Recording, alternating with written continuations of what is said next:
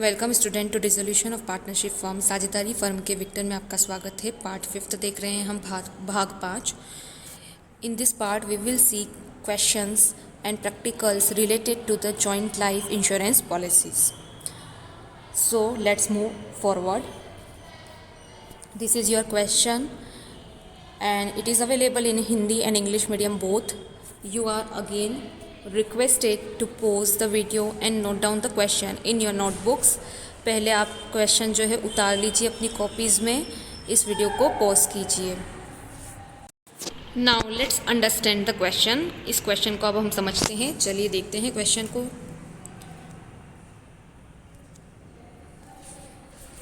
तो जैसे कि आप देख सकते हैं यहाँ पे 3 पार्टनर्स दे रखे हैं, A B C and are partners, और इनका प्रॉफिट शेयरिंग रेशियो दे रखा है आपको 3:2:1। Their balance sheet on 31 March 2018 is also given. You can see liabilities and assets here. So let's see what are the assets available in the balance sheet. There is a balance sheet of there is a machinery of rupees 42,500, stock of rupees 8,450 rupees, then investment 18,950 rupees, and then joint life policy जिसे हम बोलते हैं संयुक्त जीवन बीमा policy, that is available 12,000. Debtors are available, and after that provision is also deducted from it of 800 rupees, and the final debtors are available of rupees 10,700. Now see, current account is available. That means we have to prepare the current account also in the question, and the capital account also. That means we have to do this question according to the fixed capital account method. इसके बाद जो है यहाँ पे आप देखेंगे तो cash at bank is available. Bank में जो रोकड़ है वो 18,700 का दे रखा है। Now on the liability sides we are given the capital account of both the partners. Then wife of the partner has given a loan to the firm which is available in the balance sheet on the liability side of rupees 5,000. Then the creditors is 16,500. Life insurance policy fund is also available, that is 12,000, and investment fluctuation fund विनियोग उच्चावचन कोष 6,000। तो ये सारी चीज़ें हमें balance sheet के अंदर दे रखी है। अब हम इसके जो है रिलेटेड क्या एडजस्टमेंट दिए हैं ये भी देख लेते हैं। चलिए पढ़ते हैं इसे, देखते हैं क्या दे रखा है। Joint life policy surrender for rupees 10,000। ठीक है, जॉइंट लाइफ पॉलिसी के कितने मिले? 10,000 मिले। ए टुक इन्वेस्टमेंट, पार्टनर जो ए पार्टनर है उसने क्या कर लिया है, इन्वेस्टमेंट ले ली है 16,000 की, और उसकी वाइफ का जो लोन था वो चुकाने के लिए वो क्या हो चुका है, रेडी हो चुका है। B took debtor of 8,000 and 6,500 for 6,500। B ने क्या करे हैं, डेटर जो है 8,000 के वो लिए हैं, लेकिन वो उसने कितने में लिए हैं, 6,500 में। स्टॉक जो है 7,500 में लिया है। देन मशीन सोल्ड की गई है, मशीनरी सोल्ड की गई है 56,000 में। और जो बच्चे कुछ डेटर्स है, बैलेंस डेटर मतलब जो 6,500 8,000 के जो डेटर है, उसके बाद जितने भी डेटर बचते हैं उसको हम बोल सकते हैं बैलेंस डेटर। उसको जो है उनसे हमें कितना परसेंट पैसा मिल चुका है, 60% हमको जो है उनसे रियलाइज्ड हो गई है वैल्यू, मतलब उनसे हमें जो है अमाउंट रिसीव्ड हो चुका है, लेकिन कितना रिसीव हुआ है, 60%। दैट मीन्स 40% हमें अभी रिसीव्ड नहीं हुआ है। रियलाइजेशन एक्सपेंसेस 1,500 आपको दे रखे हैं। Contingent liability for bill discounted liability भी दे रखी है आपको यहाँ पे, जो बिल डिस्काउंट की उसके लिए 2,000 की। और लाइबिलिटी फॉर अनसक्सेसफुल सूट, मतलब यहाँ जो एक केस किया गया होगा किसी डिस्प्यूट को लेके बिजनेस में, उस डिस्प्यूट का जो केस था उसके लिए कुछ खर्चा हुआ होगा जो कि चुकाना बाकी होगा, इसलिए यहाँ बोला हुआ है liability in an unsuccessful suit for rupees 1,600। तो ये एक लाइबिलिटी है जो कि पे करना बाकी थी। Some investment are also not recorded in the books, मतलब कुछ अनरिकॉर्डेड इन्वेस्टमेंट है बुक्स के अंदर। ठीक है, जिसको क्या कर दिया है, जिसको दे दिया गया है क्रेडिटर्स को इन रिटर्न कितने में दिया है, 5,000 में दे दिया है। अब यहाँ पे हमें जो है प्रिपेयर करना है सारे अकाउंट्स जो कि हम डिसोल्यूशन के टाइम पर बनाते हैं। तो ये एकदम शॉर्ट में मैंने आपको अभी क्वेश्चन बताया है, हम यहाँ ज़्यादा टाइम नहीं वेस्ट करेंगे, हम सीधे जो है सॉल्यूशन के साथ क्वेश्चन को समझते जाएंगे। चलिए आगे बढ़ते हैं। तो सबसे पहले आप देखेंगे तो हमने रियलाइजेशन अकाउंट प्रिपेयर करा है। यहाँ पे रियलाइजेशन अकाउंट मैंने पहले भी जैसे बताया था आपको, यहाँ आपको हेडिंग ज़रूर डालनी है, particular and particular, amount and amount. और ये आपका डेबिट साइड क्रेडिट साइड दे रखा है। रियलाइजेशन अकाउंट की आपको हेडिंग डालना नहीं भूलना है, it is a part of the format. अब हम जैसे कि आप सभी को पता है, हम सबसे पहले रियलाइजेशन अकाउंट में डेबिट साइड में क्या उतारते हैं, डेबिट साइड में हम ट्रांसफ़र करते हैं सारे assets on their book value, and similarly on the credit side of the realisation we transfer all the liabilities on their book value. तो यहाँ हम सारे असेट्स उतार लेंगे और यहाँ सारी लाइबिलिटीज़ उतार लेंगे। लेकिन एक बात का ध्यान जो आपको हमेशा रखना है, while transferring all the assets and liabilities in the realisation account we should not transfer liquid assets, that means bank and cash हम जो है वो ट्रांसफ़र नहीं करते हैं। और इसके सिवा अगर कोई भी फ़ंड है जो पार्टनर्स में बंटने वाला है या रिज़र्व है, तो वो भी ट्रांसफ़र यहाँ नहीं किया जाता है। तो चलिए आगे बढ़ते हैं और देखते हैं हमने क्या क्या असेट्स उतारे हैं। तो आप यहाँ देखेंगे तो हमने सबसे पहले मशीनरी उतारी है 42,500, स्टॉक उतारा है 8,450 और इन्वेस्टमेंट उतारी है 18,950। इसे हम एक बार बैलेंस शीट के साथ चेक कर लेते हैं। तो आप यहाँ देखेंगे तो ये रही आपकी 42,500 मशीन, स्टॉक आपका ये रहा 8,450 एंड इन्वेस्टमेंट 18,950, ये हमने उतार ली है। ठीक है, आगे बढ़ते हैं।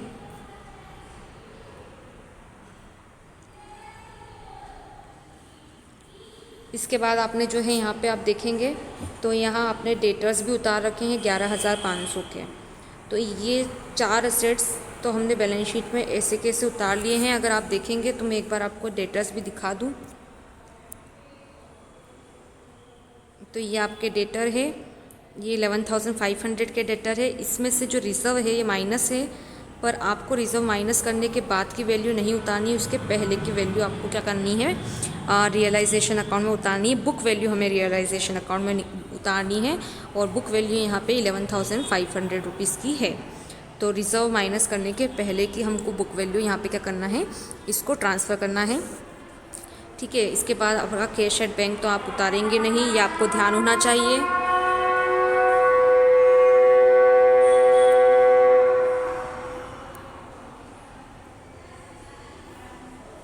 तो हमने ये 4 असेट्स जो है एकदम ऐसे के ऐसे क्या कर लिए गए हैं, उतार लिए हैं हमने। अब हम सबसे पहले ये देखेंगे कि क्रेडिट साइड में कौन कौन सी लायबिलिटीज़ उतारनी है। और एक चीज़ और जो हमको देखनी है वो मैं आपको यहाँ दिखा देती हूँ। हमने मशीन उतार ली, स्टॉक ट्रांसफ़र कर दिया है, इन्वेस्टमेंट ट्रांसफ़र कर दी है, पॉलिसी अभी हमने ट्रांसफ़र नहीं की है क्योंकि इसका ट्रीटमेंट मुझे आपको दिखाना है।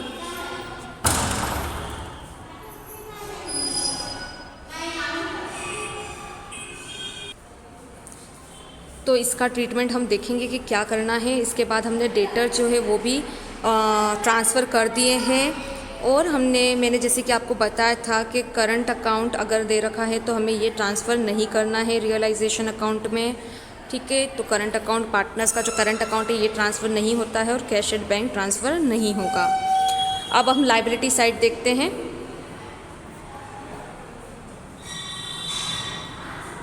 तो लायबिलिटी साइड आप देखेंगे तो सबसे पहले लोन उतार लिया गया है, पार्टनर की वाइफ का मिसिस ए का लोन उतार लिया गया है, क्रेडिटर्स उतार लिए गए हैं।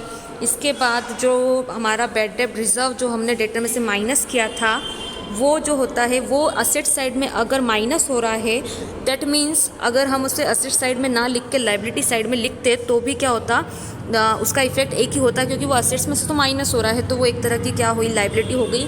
तो ये प्रोविज़न भी आपका यहाँ पे आ जाएगा लायबिलिटी साइड में।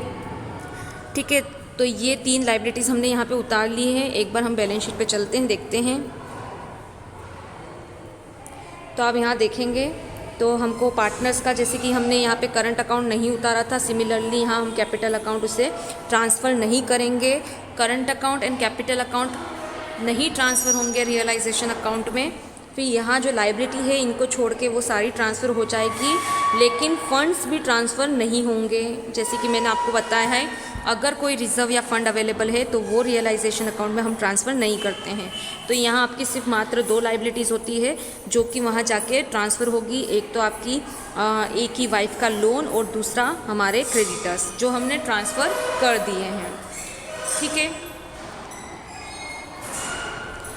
चलिए अब हम रियलाइजेशन की तरफ आएंगे फिर से।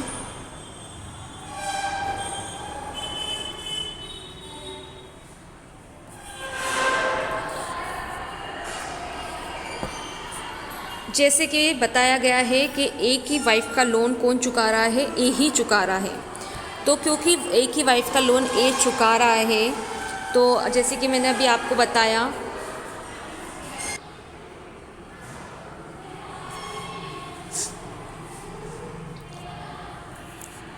अब आप सभी को पता है अगर हम असेट्स को सोल्ड करते हैं तो हमें क्या मिलता है, कैश मिलता है या आपके बैंक अकाउंट में जो है अमाउंट आता है। तो जब भी रियलाइजेशन के टाइम पे अगर कोई एसेट सोल्ड होता है तो उस समय कैश अकाउंट या बैंक अकाउंट क्या होता है, डेबिट होता है, और रियलाइजेशन अकाउंट क्या होता है, क्रेडिट होता है।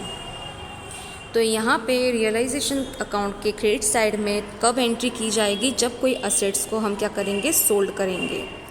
ठीक है, तो जब अगर आप देखेंगे तो हमने कौन कौन से असेट्स जो है पूरी तरह से कैश में सोल्ड किए हैं वो हमको बैलेंस शीट में दे रखा है। यहाँ पे अगर आप देखेंगे तो यहाँ क्लियर दे रखा है कि मशीनरी सोल्ड हुई है 56,000 में। ठीक है, और बचे हुए जो डेटर है वो 60% बुक वैल्यू पे हमें मिल चुके हैं। और बचे हुए डेटर क्यों बोला है, रिमेनिंग डेटर क्यों बोला है, क्योंकि बी ने जो है 8,000 के डेटर्स जो है 6,500 में ले लिए हैं। तो अगर आप यहाँ देखेंगे तो यहाँ पे पहले बाय कैश हमने लिखा, क्योंकि जैसे कि मैंने आपको बताया है कि रियलाइजेशन अकाउंट क्रेडिट होगा।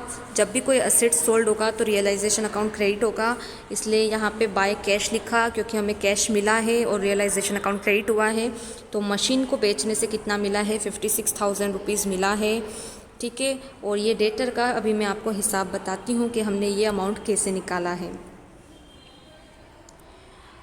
सिमिलरली जब हमें कैश मिलता है, बिज़नेस को कैश मिलता है, तो कैश या बैंक अकाउंट क्या होता है, डेबिट होता है, और रियलाइजेशन अकाउंट क्या होता है, क्रेडिट होता है। इसलिए यहाँ रियलाइजेशन अकाउंट क्रेडिट हुआ है। और क्योंकि रियलाइजेशन अकाउंट क्रेडिट हो रहा है मतलब कैश अकाउंट या बैंक अकाउंट क्या हो रहा है, डेबिट हो रहा है। तो realisation account credited by cash account हमने यहाँ लिखा है। और हमें मशीन से 56,000 रुपीज़ मिले हैं सोल्ड करने से, और डेटर्स से हमें जो अमाउंट मिला है वो 2100 का मिला है। 2100 का अमाउंट कैसे मिला है ये मैं अभी आपको फिर अभी अच्छे से समझाऊंगी, पर अभी आपको ये जनरल एंट्री समझ लेनी है कि हमने जनरल एंट्री से कैसे अकाउंट में जो है पोस्टिंग की है। इसके सिवा जो है सिमिलरली मान लीजिए कि यहाँ पे हमें अगर किसी चीज़ को हम सोल्ड नहीं करते हैं बल्कि कोई पार्टनर्स के कैपिटल अकाउंट में ट्रांसफ़र कर देते हैं, तो यहाँ पे कैश और बैंक की जगह क्या हो जाता है, उस पार्टनर का कैपिटल अकाउंट डेबिट हो जाता है। इसलिए यहाँ पे बी ने क्या करा था, 8,000 के डेटर 6,500 में लिए थे। अभी हमने क्वेश्चन में देखा है that B took over 8,000 of debtor in 6,500। तो क्योंकि बी ने जो है डेटर्स ले लिए हैं इसलिए बी का कैपिटल अकाउंट क्या हो जाएगा, डेबिट हो जाएगा। बी का कैपिटल अकाउंट डेबिट हो जाएगा और रियलाइजेशन अकाउंट क्या हो जाएगा, क्रेडिट हो जाएगा। तो कैश और बैंक की जगह यहाँ पे बी का कैपिटल अकाउंट आ जाएगा। तो यहाँ पे फिर रियलाइजेशन अकाउंट क्रेडिट होगा by B's capital account. 20 capital account ज़रूर लिखना आप यहाँ पे। अब यहाँ पे बी ने क्या क्या चीज़ें ले ली है, टुक ओवर कर लिए, कौन से असेट्स टुक ओवर करे हैं, तो बी ने डेटर लिए हैं 6,500 ने और स्टॉक टुक ओवर करा है 7,500 में। ठीक है, तो ये एंट्री यहाँ पे बी ने जो टुक ओवर किया इसकी हमने एंट्री कर दी है। तो अगर आप यहाँ देखेंगे तो हमने जो है अभी समझी मशीन की एंट्री और डेटर्स जिसका 60% रियलाइज्ड हुआ हमें 2,100 रुपीज़। और यहाँ पे आपको दे रखा है B took over 8,000 debtor for 6,500 and stock 7,500। तो ये दो चीज़ों की एंट्री हमने रियलाइजेशन में अभी देख ली है। अब एक का भी हम देख लेते हैं। तो यहाँ आपका लिखा हुआ है A took investment for ₹16,000 and agreed to pay off his wife's loan. तो चलिए ए का ट्रीटमेंट देखते हैं रियलाइजेशन अकाउंट में। तो जैसे कि मैंने अभी आपको बताया है कि जब भी कोई पार्टनर कोई असेट्स लेगा तो उनका कैपिटल अकाउंट क्या हो जाता है, डेबिट हो जाता है, और रियलाइजेशन क्रेडिट हो जाता है। इसलिए realisation account credited by A's capital account, क्योंकि यहाँ पे ए क्या कर रहा है, इन्वेस्टमेंट ले रहा है। कितने में इन्वेस्टमेंट ली है उसने, 16,000 में इन्वेस्टमेंट ली है। तो इस साइड का जो है हमारा पूरा क्लियर हो चुका होगा, ये पूरा हमारा क्लियर हो चुका है। और ये प्रोविज़न भी बैलेंस शीट में आपको दे रखा है। प्रोविज़न जो होती है एक प्रकार का जो नुकसान होता है, लायबिलिटी होती है, क्योंकि वो जो है डेटर के डूबने के लिए की संभावना से बनाई गई है। तो ये प्रोविज़न आपको इस साइड मिलेगा, लेकिन यहाँ आप देखेंगे तो लेस है, इसलिए ये कौन सी साइड का है, एक तरह से लायबिलिटी साइड का गिना जाता है। इसलिए ये वहाँ पे प्रोविज़न 800 का ट्रांसफ़र हुआ है रियलाइजेशन अकाउंट में। तो यहाँ अगर आप देखेंगे तो यहाँ प्रोविज़न जो है हमने ट्रांसफ़र करा है। ठीक है, तो अब हमने सारी एंट्री देख ली है। एक बार हम क्रेडिट साइड को और अच्छे समझ लेते हैं। चलिए, सबसे पहले सारे क्रेडिट साइड में सारी लायबिलिटीज़ को उतारा जाता है। तो हमने सबसे पहले मिसेस ए का लोन उतार लिया और क्रेडिटर का अमाउंट उनकी बुक वैल्यू पे जो कि बैलेंस शीट में दी है उस पर उतार लिया। लायबिलिटी साइड में एक चीज़ और आएगी जो कि आपको असेट्स में से माइनस होती हुई दिख रही है, that is provision for debtor, 800 rupees भी आएगा ये लायबिलिटी साइड में। तो ये तीनों चीज़ें हमने बैलेंस शीट से एसी की एसी जो है ले ली है। इसके बाद हमें बता रखा है कि जो बी है उसने क्या टेक ओवर करा है, उसने डेटर ले लिए हैं और स्टॉक लिया है, और ए ने इन्वेस्टमेंट ले ली है। तो यहाँ आप एस कैपिटल अकाउंट लिखेंगे और इन्वेस्टमेंट का अमाउंट लिख देंगे जितना उसने लिया है। बी ने जो लिया है तो यहाँ पे हम बी कैपिटल अकाउंट लिखेंगे, और बी ने लिया है डेटर 6,500 के अंदर और स्टॉक 7,500 में। तो बी ने टोटल 14,000 का जो है असेट्स को टुक ओवर किया है। इसके सिवा दूसरे जो असेट्स है, मशीनरी, वो सोल्ड हो गई है, जिससे हमें 56,000 मिले हैं। क्योंकि सोल्ड हुए तो कैश आया है, इसलिए हमने यहाँ पे बाय कैश लिखा, और मशीनरी 56,000 हमें मिले हैं मशीन से। और जो तो ये डेटर, ये 8,000 के डेटर थे जो हमको 6,500 में जो है बी ने टुक ओवर किए हैं। तो 8,000 के डेटर माइनस करने के बाद जो भी डेटर बचते हैं उनसे हमें कितना पैसा मिल गया है, 60% मिला है, दैट मीन्स 2,100 रुपीज़ मिले हैं। इस अमाउंट को मैं आपको अलग से कैलकुलेट करके अभी दिखाने वाली हूँ। तो हमारा यहाँ पे जो है क्रेडिट साइड जो है कंप्लीट हो चुका है। क्रेडिट साइड हमारा पूरा कंप्लीट हो गया है। कैसे आया मैंने ये बताया है। ये अमाउंट मैं ज़रूर अभी आपको बताने वाली हूँ। ये दो अमाउंट केस, चलिए हम देखते हैं कि डेटर के 2,100 यहाँ पे हमको जो रियलाइज्ड हुए हैं कैसे हुए हैं, और 6,500 यहाँ डेटर के जो है बी ने लिए हैं। तो एक्चुअल इसकी बुक वैल्यू कितनी है। तो हम जब बैलेंस शीट के जाएंगे तो आप यहाँ बैलेंस शीट में देख सकते हैं कि हमारे जो डेटर्स हैं वो 11,500 के हैं। इस 11,500 के डेटर्स में से 8,000 के जो डेटर्स है उसको ले लिया है बी ने, इसलिए इसको हमने बी के कैपिटल अकाउंट में ट्रांसफ़र कर दिया है। बट उसने 8,000 में ही डेटर्स को टुक ओवर नहीं करा है, बी ने टुक ओवर करा है डेटर्स को 6,500 ओनली। ठीक है, तो अब इसका जो पूरा हिसाब किताब है वो हम यहाँ देख लेते हैं। तो आप यहाँ देख सकते हैं 11,500 के कुल डेटर है, उसमें से 8,000 के डेटर बी ने जो है ले लिए हैं। कितने में लिए हैं, उसने ये 6,500 में लिए हैं, बट इसकी बुक वैल्यू कितनी थी, 8,000। तो 11,500 के डेटर्स में से 8,000 के डेटर जब माइनस हो जाएंगे तो कितने डेटर्स बचते हैं, रिमेनिंग डेटर बचते हैं 3,500 रुपीज़। लेकिन हमारे क्वेश्चन में दे रखा है कि जो भी डेटर्स बचे हुए हैं, रिमेनिंग डेटर्स, उसके 60% हमको अमाउंट मिला है। दैट मीन्स हमें जो है डेटर से 3,500 रुपीज़ रिसीव नहीं हुए हैं, हमें 3,500 का सिर्फ 60% रिसीव हुआ है, और ये हैं 2,100 रुपीज़। इसलिए हमने रियलाइजेशन अकाउंट के अंदर यहाँ पे बाय कैश करके सिर्फ 2,100 रुपीज़ लिखा हुआ है। तो ये चीज़ आपकी क्लियर हो गई है। अब आगे बढ़ते हैं हम। चलिए अब हम डेबिट साइड की तरफ बढ़ते हैं। Now we will move to the debit side.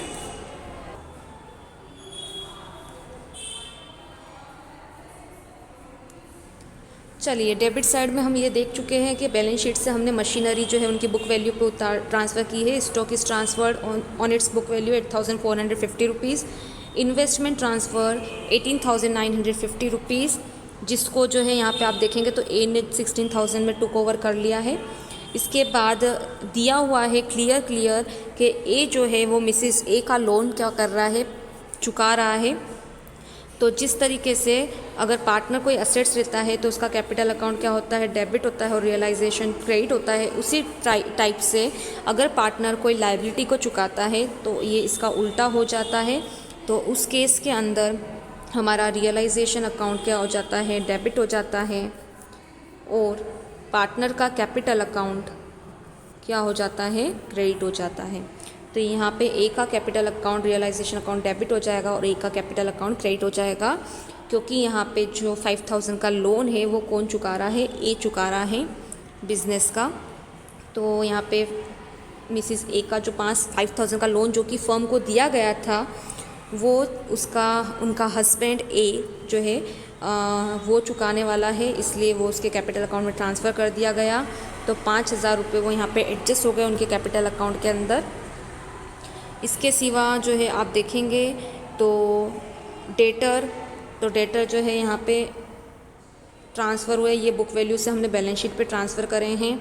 तो अगर मैं आपको शॉर्ट में बताऊँ तो balance machine, stock, investment and debtor are transferred as it is from the balance sheet on their book value.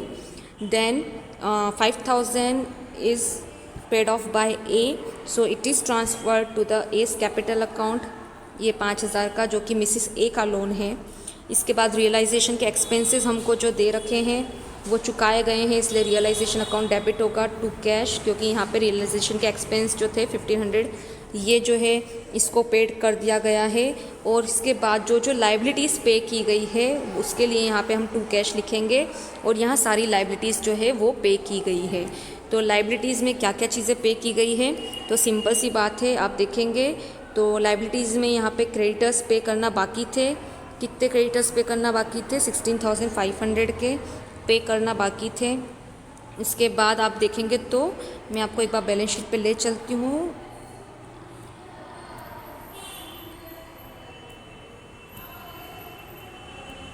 तो आप यहाँ अगर देखेंगे तो क्या क्या लाइबिलिटीज़ हैं। एक्सपेंसेस अभी मैंने आपको बताया कि एक्सपेंसेस चुकाए हैं 1,500 के। अब लाइबिलिटीज़ देखते हैं कौन कौन सी एक्स्ट्रा इन्फॉर्मेशन में अवेलेबल है। तो आप यहाँ देखेंगे तो बिल डिस्काउंट की लाइबिलिटीज़ दे रखी है, कंटीजेंट लाइबिलिटी 2,000 की। देन यहाँ पे एक अनसक्सेसफुल सूट की लाइबिलिटी 1,600 की दे रखी है, तो मतलब 2,000 देना है, 1,600 रुपीज़ जो है उसको भी पे करना है। ठीक है, तो अगर आप देखेंगे तो हमने यही करा है। यहाँ पे देखिए बिल का जो है पेमेंट कर दिया गया है टू कैश, इसलिए हमने लिखा है बिल डिस्काउंटेड की जो लाइबिलिटी थी। बिल डिस्काउंटेड की लाइबिलिटी का मतलब ये हुआ कि कुछ ऐसे बिल थे जिनका अमाउंट जो है हमने उनके मैच्योरिटी डेट से पहले बैंक के पास जाके मांग लिया था, बैंक ने डिस्काउंट करके हमें वो अमाउंट दे दिया था। तो जो उनने अमाउंट दे दिया था उसके लिए कुछ अमाउंट जो है हमें बाद में चुकाना होता है, या जब हमारे पास वो बिल का पूरा पैसा आता है तो उसमें से उतना पैसा जो है हमें बैंक को जितना क्योंकि बैंक ने आपको टाइम के पहले पैसा दिया होता है, इसलिए कुछ कमीशन जो है कुछ अमाउंट बैंक के लिए बनता है, वो अमाउंट चुकाना बाकी होगा। तो ये बिल डिस्काउंटेड की लायबिलिटी यहाँ पे क्या कर दी गई, चुका दी गई है। और ये जो केस था, सूट था, जिसे बोल सकते हैं हम, कोई भी डिस्प्यूट हुआ होगा जिसका जो केस था अनसक्सेसफुल था, उसके कुछ एक्सपेंसेस हुए होंगे जो कि चुकाना बाकी होंगे, तो ये एक्सपेंसेस भी यहाँ पे चुका दिए गए हैं। आप क्रेडिटर्स देखेंगे तो क्रेडिटर्स जो है 16,500 के थे, लेकिन हमने क्रेडिटर्स को सिर्फ कितना अमाउंट दिया है, 11,500 दिया है। क्यों ऐसा किया है, तो देख लीजिए बैलेंस शीट में जब आप देखेंगे यहाँ पे, तो यहाँ आपके क्रेडिटर्स आपको दिख रहे हैं 16,500 के, लेकिन आपको एक्स्ट्रा इन्फॉर्मेशन में क्लियर दे रखा है यहाँ पे कि कुछ अनरिकॉर्डेड इन्वेस्टमेंट थी बुक्स में जो कि किसको दे दी गई, क्रेडिटर्स को दे दी गई है। तो मतलब आपके जो 16,500 के क्रेडिटर्स है उसमें से 5,000 का तो उनको इन्वेस्टमेंट मिल चुका है। इन्वेस्टमेंट असेट्स होता है, आप सभी को पता है। तो क्रेडिटर को आप एक तरह से असेट्स दे रहे हैं, तो इतना पेमेंट आपको आप कम देना पड़ेगा। ठीक है। तो अगर आपको इतना पेमेंट कम देना पड़ेगा तो आपको कितना अमाउंट देना पड़ेगा? अब सिर्फ 11,500। इसलिए जो पैसा चुकाया गया है वो कितना चुकाया गया है? सिर्फ 11,500 रुपये यहाँ पे चुकाए गए हैं। तो यहाँ पे सारी लाइबिलिटीज़ का इसी टाइप से जो है पेमेंट हो चुका है। ये सारी लाइबिलिटीज़ का यहाँ पे पेमेंट हो चुका है। ठीक है, तो यहाँ पे हमने पूरी एंट्रीज़ देख ली है। ये पूरी एंट्रीज़ हम देख चुके हैं, इधर भी हम सारी एंट्रीज़ देख चुके हैं। अब आप सभी को पता है कि आपको इन सब का क्या करना है? टोटल करना है, क्रेडिट का टोटल करना है। देन आपको यहाँ तक पूरा डेबिट का टोटल करना है। और जब आप इन दोनों को आपस में डिडक्ट करेंगे, माइनस करेंगे, तो आपका जो बैलेंस है वो आ जाएगा 7,400 रुपीज़। ये 7,400 रुपीज़ हम उस साइड लिखेंगे जहाँ डिफिशियंसी हो। तो आप देखेंगे तो क्रेडिट साइड का टोटल 1,10,400 आ रहा है, जो कि डेबिट साइड के टोटल से ज़्यादा है। इसलिए डिफिशियंसी डेबिट साइड में है, इसलिए हम वहाँ पे 7,400 रुपीज़ लिखेंगे। और उसके बाद ये पार्टनर्स, ये क्योंकि ये प्रॉफिट है, इसलिए ये प्रॉफिट कहाँ ट्रांसफ़र हो जाएगा? पार्टनर्स के कैपिटल अकाउंट में। प्रॉफिट क्यों है? क्योंकि हमें असेट्स से जो रियलाइज्ड हुआ है वो अमाउंट ज़्यादा है, और जो हमने पे करा है वो लाइबिलिटीज़ कम है। तो ये जो प्रॉफिट है ये ट्रांसफ़र हो जाएगा पार्टनर्स के कैपिटल अकाउंट में, ए, बी और सी के। किस रेशो में ये ट्रांसफ़र होगा? तो उनके ओल्ड रेशो में ये ट्रांसफ़र होगा, जो कि आपको बैलेंस शीट में दे रखा है। आप देखेंगे तो 3:2:1 आपको यहाँ पे रेशो दे रखा है। 7,400 will be distributed in 3:2:1 among A, B, C. तो ये हमने रियलाइजेशन अकाउंट समझ लिया है। अब हम आगे इनका करंट अकाउंट देखते हैं।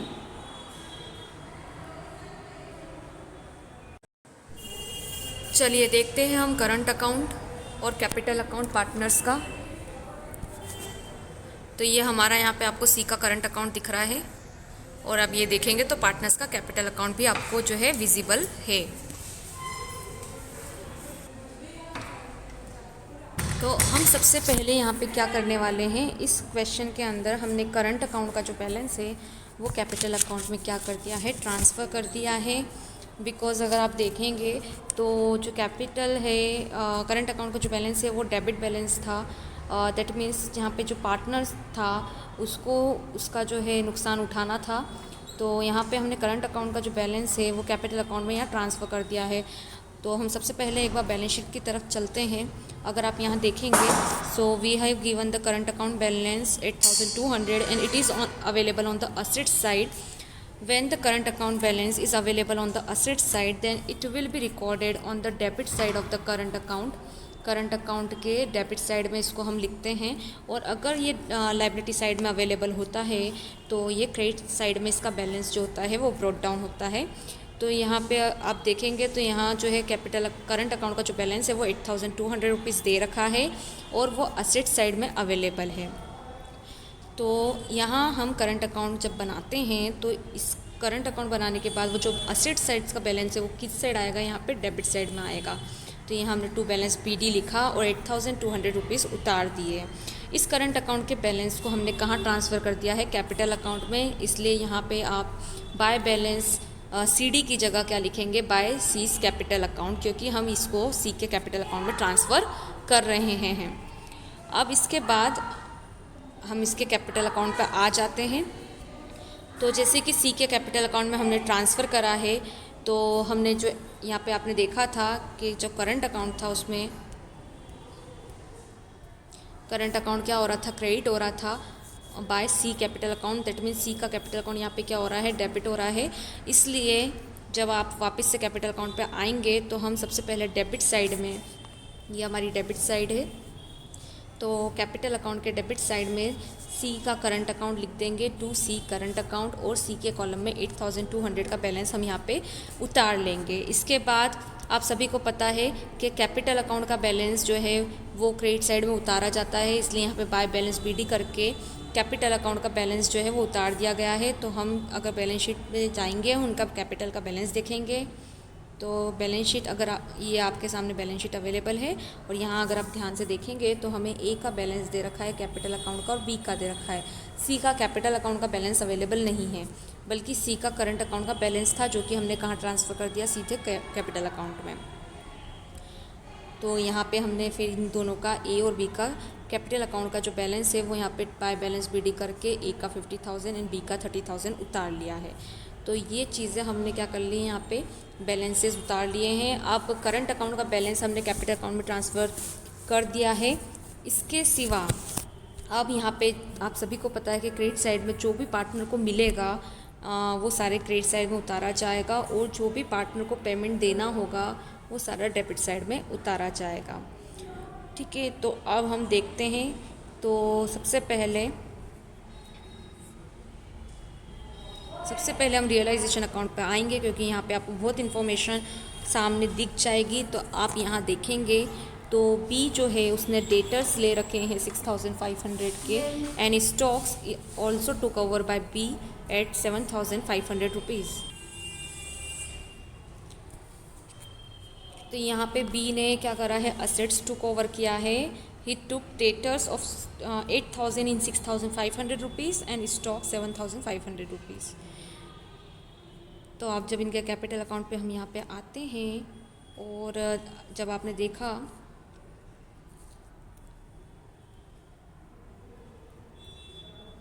यहाँ पे, अगर हमने देखा ध्यान से, तो आपका टोटल यहाँ पे कितने के असेट्स ले रखे हैं बी ने, 14,000 के। तो यहाँ पे हम जब कैपिटल अकाउंट पे यहाँ आएंगे तो आप यहाँ देखेंगे कि जो बी है उसने जो असेट्स लिए हैं, इसलिए यहाँ पे वो टू रियलाइजेशन अकाउंट लिखेंगे, और बी के कॉलम में आप 14,000 रुपीज़ लिखेंगे, क्योंकि इतने के असेट्स जो है उसका जो अमाउंट है वो कौन देने वाला है, बी देने वाला है। तो 14,000 रुपीज़ जो है वो यहाँ पे बी जो है वो पे करेगा। तो बी के बी के कैपिटल अकाउंट क्या हो जाएगा, डेबिट हो जाएगा 14,000 रुपीज़ से। और यहाँ आपको क्या करना है, रियलाइजेशन लिखना है, क्योंकि हमने ये 14,000 रुपीज़ कहाँ से ट्रांसफ़र किए हैं, रियलाइजेशन अकाउंट से ट्रांसफ़र किए हैं। इसके सिवा ए ने क्या, ए जो था उसने लाइबिलिटी चुकाने का कहा था। तो ए जो है यहाँ पे लाइबिलिटी चुकाने वाला है उसके वाइफ की 5,000 की। तो यहाँ पे बाय रियलाइजेशन अकाउंट 5,000 आ जाएगा। तो ये जो लाइबिलिटी है इतना जो चुका रहा है वो 5,000 रुपीज़ का, उतना अमाउंट जो हो जाएगा वो उसके कैपिटल, उसको जो भी पेमेंट देना बाकी है उसमें से डिडक्ट हो जाएगा। तो ए के लिए फ़ायदा होगा कि 5,000 जो है वो यहाँ से सीधे वो क्या कर देगा, डिडक्ट कर देगा, इसलिए वो जो है क्रेडिट साइड में आ जाएगा। क्योंकि ये लाइबिलिटी किसकी थी, ये ए की लाइबिलिटी नहीं थी, ये बिज़नेस की लाइबिलिटी थी 5,000 की, जो कि बिज़नेस को चुकानी थी। लेकिन क्योंकि ए ने ये 5,000 रुपीज़ जो है अपने हिस्से में डाल लिए हैं, इसलिए यहाँ पे वो 5,000 रुपीज़ हम क्रेडिट साइड में लिख देंगे। इसके बाद बाय रियलाइजेशन जो हमारा प्रॉफिट निकला था वो प्रॉफिट इन तीनों पार्टनर्स में डिस्ट्रीब्यूट हो जाएगा। उसके सिवा जो है आप देखेंगे तो इन्वेस्टमेंट फ्लक्चुएशन फ़ंड और लाइफ पॉलिसी फ़ंड, ये हमें बैलेंस शीट में अवेलेबल है। तो this is also available in balance sheet. और मैंने जैसे कि बताया है, if there is any reserve और fund available on the liability side of the balance sheet, then it will be distributed among the partners in their old profit sharing ratio. So this 12,000 rupees and this 6,000 rupees will be distributed among A and B and C in the ratio of 3:2:1.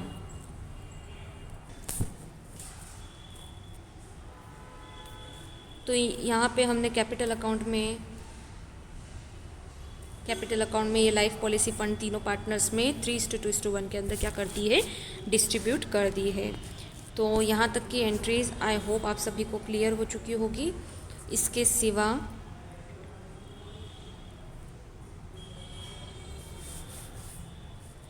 अब आपको क्या करना है, हमें credit side का total करना है। तो हम सबसे पहले सी का देखते हैं। तो सी का आप क्रेडिट साइड का टोटल करेंगे, और क्रेडिट साइड का टोटल करने के बाद डेबिट साइड का जो है आप देखेंगे तो 8,200 टोटल आ रहा है।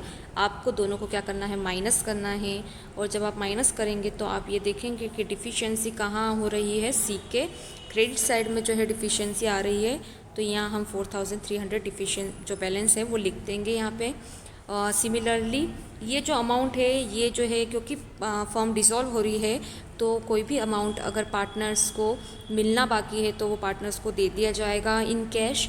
और अगर कोई भी अमाउंट पार्टनर द्वारा फर्म को देना बाकी है तो वो भी जो है पार्टनर द्वारा फर्म को दे दिया जाएगा। तो यहाँ पूरे अकाउंट सेटल कर दिए जाएंगे, इसलिए यहाँ पे आपको बाय बैलेंस की जगह हमेशा बाय या टू कैश लिखना होगा। तो जो भी बैलेंस निकलेगा वो आपको डेबिट क्रेडिट माइनस करने के बाद आपको बैलेंस निकल जाएगा। तो यहाँ आप देखेंगे तो 50,700 ए का बैलेंस आ रहा है, बी का 23,800 बैलेंस आ रहा है। और यहाँ पे बैलेंस की जगह हम क्या करेंगे, सिर्फ बाय कैश और टू कैश लिख देंगे। दैट मीन्स यहाँ पे जो कैश है वो पार्टनर से अगर मिलना बाकी है तो वो फर्म को मिल जाएगा, और पार्टनर्स को देना बाकी है तो that cash will be paid to the partners. तो यहाँ पे हमारा इतना जो है हमने कैपिटल अकाउंट, करंट अकाउंट देख लिया है। अब इस कैश का आपको ध्यान रखना है क्योंकि हम बनाने वाले हैं कैश अकाउंट। चलिए आगे बढ़ते हैं। तो आप यहाँ देखेंगे कैश अकाउंट हमने प्रिपेयर करा है। क्रेडिट साइड में जब भी बिज़नेस से कैश जाएगा तो क्रेडिट साइड में लिखा जाता है। सिमिलरली जब भी बिज़नेस में कैश आता है तो डेबिट साइड में लिखा जाता है। तो रियलाइजेशन एक्सपेंसेस हमने 1500 के पे करे थे, दैट वाई तो यहाँ पे हमने इसलिए बाय रियलाइजेशन अकाउंट लिख के ब्रैकेट में हमने एक्सपेंसेस लिख दिए हैं 1500 के। सारी चीज़ें रियलाइजेशन अकाउंट से ही ट्रांसफ़र की गई है, इसलिए आपको यहाँ बाय रियलाइजेशन अकाउंट ही लिखना है दोनों तरफ। उसके बाद लाइबिलिटीज़ पे की गई है, तो 15,100 रुपीज़ बिजनेस से जा रहे हैं because the liabilities are paid off. Similarly जो बैंक में जो पैसा था बैलेंस शीट में अगर आप देखेंगे तो यहाँ पे कैश था बैंक के अंदर, जिससे क्या किया गया है, विड्रॉ किया गया है। तो इससे हमने जब बैंक से निकाल लिया तो ये कैश अकाउंट में ट्रांसफ़र हो जाएगा। जब भी बैंक से आप कैश निकालते हैं तो आप सभी को पता है क्या एंट्री होती है, cash account debit to bank account. तो ये कैश निकाल लिया गया है, इसलिए यहाँ पे कैश अकाउंट फिर से डेबिट हो जाएगा और टू बैंक अकाउंट लिख के हम ये अमाउंट जो है कैश अकाउंट में ट्रांसफ़र कर देंगे 18,700 का। फिर इसके सिवा तो ये चीज़ हमने देख दी है, दोनों चुका दिए गए हैं। ये बैंक से ये अमाउंट हमने निकाल के कैश अकाउंट में ट्रांसफ़र कर दिया है। इसके सिवा जो है असेट्स जो है सोल्ड किए गए थे जिससे कि अमाउंट बिजनेस को मिला था। So assets are realised by selling off the assets we got the amount of 58,100 rupees, इसलिए यहाँ हम लिखेंगे टू रियलाइजेशन, ब्रैकेट में असेट्स लिख देंगे। ठीक है, तो ये दो चीज़ें हमने यहाँ पे लिख दी है। इसके बाद अभी हमने कैपिटल अकाउंट देखा था, तो पार्टनर्स का जो कैपिटल अकाउंट अगर आपने देखा हो तो यहाँ पे आप देखेंगे तो कैश अकाउंट क्या हो रहा है, क्रेडिट हो रहा है। यहाँ पे 2 दिख ही रहा है आपको, मतलब कैश अकाउंट यहाँ क्रेडिट हो रहा है, और यहाँ पे कैश अकाउंट क्या हो रहा है, डेबिट हो रहा है। तो यहाँ पे इनकी एंट्रीज भी यहाँ पे हो जाएगी। तो कैश अकाउंट जो है उसके डेबिट्स, यहाँ पे डेबिट साइड में जो है सी कैपिटल अकाउंट आ जाएगा 4,300, और क्रेडिट साइड में ए और बी का कैपिटल अकाउंट लिख देंगे 50,700 एंड 23,800। तो ये सारी एंट्रीज आपको क्लियर हो गई होगी। अब बची है सिर्फ जॉइंट लाइफ पॉलिसी का 10,000 रुपीज़। ये कैसे आया ये मैं आपको बताती हूँ। अब इसके लिए हमने बनाया है जॉइंट लाइफ पॉलिसी अकाउंट और joint life policy fund account. ठीक है, तो आप सबसे पहले यहाँ देखेंगे तो यहाँ आपने बैलेंस उतारा है 12,000 का। ठीक है, तो जॉइंट लाइफ पॉलिसी अकाउंट है जिसका हमने बैलेंस कितना उतारा है, 12,000 रुपीज़ का उतारा है। ये बैलेंस आपको बैलेंस शीट से मिलेगा। चलिए बैलेंस शीट पे चलते हैं। तो यह आपकी बैलेंस शीट है और आप यहाँ देखेंगे तो यहाँ पे आपको जॉइंट लाइफ इंश्योरेंस पॉलिसी, संयुक्त जीवन बीमा पॉलिसी का 12,000 रुपया दिख रहा है। ये पॉलिसी का 12,000 रुपीज़ है और ये फ़ंड का 12,000 रुपीज़ है। ठीक है, तो ये असेट साइड में है, इसलिए ये कहाँ उतरेगा, डेबिट साइड में। तो यहाँ पे हमने वही चीज़ करी है, क्योंकि वो असेट साइड में था इसलिए उसका बैलेंस कहाँ उतारा है, डेबिट साइड में उतारा गया है। ठीक है, तो 12,000 रुपीज़ हमने यहाँ डेबिट साइड में उतार लिए हैं। सिमिलरली जॉइंट लाइफ पॉलिसी का जो बैलेंस है वो क्रेडिट साइड में उतरा है, क्योंकि ये अवेलेबल है बैलेंस शीट के लायबिलिटी साइड में। एक बार मैं आपको बैलेंस शीट में दिखा देती हूँ। तो ये देख लीजिए आपका फ़ंड जो है यहाँ पे लायबिलिटी साइड में 12,000 क्या है, अवेलेबल है, इसलिए हमने इसको क्रेडिट साइड में क्या करा है, उतारा है।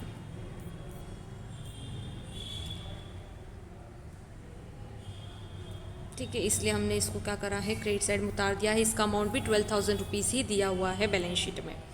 तो आई होप आपको ये बैलेंस उतारना समझ आ चुका होगा। असेट साइड में है तो डेबिट साइड में उतरेगा, और लायबिलिटी साइड में है तो क्रेडिट साइड में ये बैलेंस जो है ट्रांसफ़र होगा।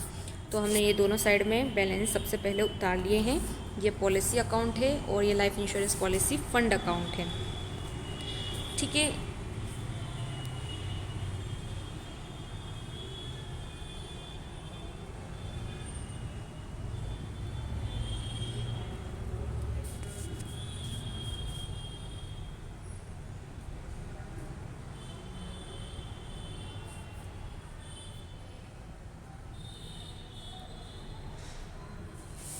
अब यहाँ देख लीजिए, आपको यहाँ एक्स्ट्रा इन्फॉर्मेशन में दिया हुआ है कि जॉइंट लाइफ पॉलिसी सरेंडर हुई है 10,000 के अंदर।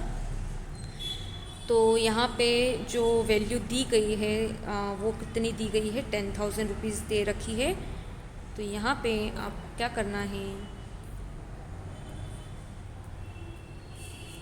ये तो हमारा पॉलिसी का 12,000 का अमाउंट हुआ। इसमें से जो कैश मिला बिजनेस में for the policy is 10,000 rupees. तो यहाँ आपको बाय कैश 10,000 लिखना है।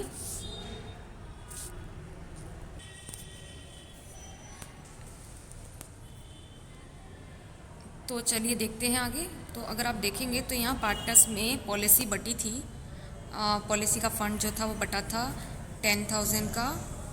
ठीक है, क्यों? क्योंकि हमको कितनी सरेंडर हुई है, सिर्फ 10,000 रुपीज़ ही क्या हुए हैं यहाँ पे सरेंडर हुए हैं। तो यहाँ पे आपको यही करना है, क्योंकि हमें कैश मिला है इसलिए यहाँ पे हमने क्या करा, बाय कैश लिखा 10,000। और इसलिए ही कैश अकाउंट के अंदर जब आप देखेंगे कैश अकाउंट के अंदर तो यहाँ पे कैश आया है जॉइंट लाइफ पॉलिसी से कितने का, 10,000 का। तो पॉलिसी बंद होने से 10,000 का कैश मिला है और ये यहाँ पे पार्टनर्स में बटा भी है, पार्टनर्स में ये डिस्ट्रीब्यूट भी हुआ है। ठीक है, लेकिन पॉलिसी कितने की थी, 12,000 की थी। 12,000 की पॉलिसीज़ में 10,000 का कैश मिला, बाय कैश हमने लिख दिया। बाकी जो पैसा है 2,000 का वो जो है वो फंड में ही है। तो वही वो बैलेंस जो है यहाँ पे आप 12,000 दिखाएंगे। एंड आफ्टर दैट इसमें आप देखेंगे तो 2,000 रुपीज़ जो है वो पॉलिसी के फ़ंड के जो है अभी बचे हैं और यहाँ बाकी 10,000 तीनों पार्टनर्स में क्या हो गए हैं, डिस्ट्रीब्यूट हो गए हैं। यहाँ पे ये क्वेश्चन ख़त्म होता है।